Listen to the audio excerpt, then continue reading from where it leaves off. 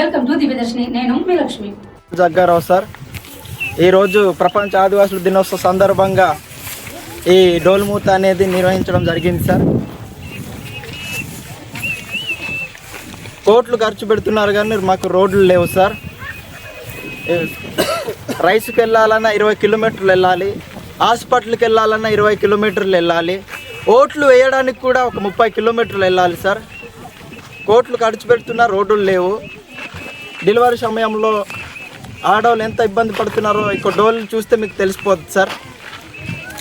వెంటనే ఇక రోడ్డు పనులు ప్రారంభించాలని ఇక జాజులబంద, పిత్రుగడ్డ, నీలబంద, పెద్దగరువు గ్రామాలకి వెంటనే రోడ్డు మంజూరు చేయాలని ముఖ్యమంత్రి చంద్రబాబు నాయుడు గారికి డిప్యూటీ సీఎం స్వాతంత్ర్య దినోత్సవం దగ్గర పడుతున్న తమ గ్రామంలో కనీస సౌకర్యాలు అందడం లేదంటూ అనకాపల్లి, అల్లూరు జిల్లాల సరిహద్దు కొండ గ్రామాల గిరిజనులు ఆవేదన వ్యక్తం చేశారు.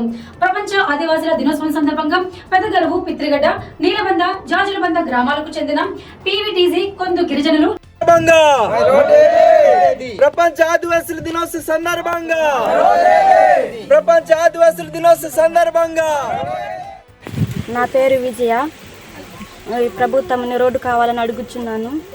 ఈ డోలు మోతలు తిన్నాలి, ఇంత బాధపడతామని ప్రభుత్వాన్ని కోరుకుంటున్నాను. రోడ్లు ప్రారంభించాలి. అర్ల నుంచి పిత్రుగడ్డ, జాజులబంద రోడ్లు ప్రారంభించాలి.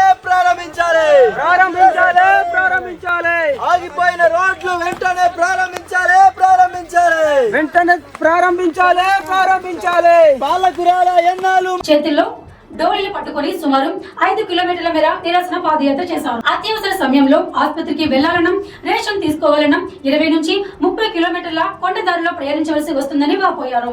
గర్భిణీలు, రోగులకు ఇప్పటికే డోలీ దిక్కని కన్నింటి పర్యంతమయ్యారు. కోట్ల రూపాయల నిధులు మంజూరవుతున్న రహదారులు, తాగునీరు, పాఠశాల, అంగన్వాడీ వంటి మౌలిక వసతులు అందడం లేదని ఆరోపించారు.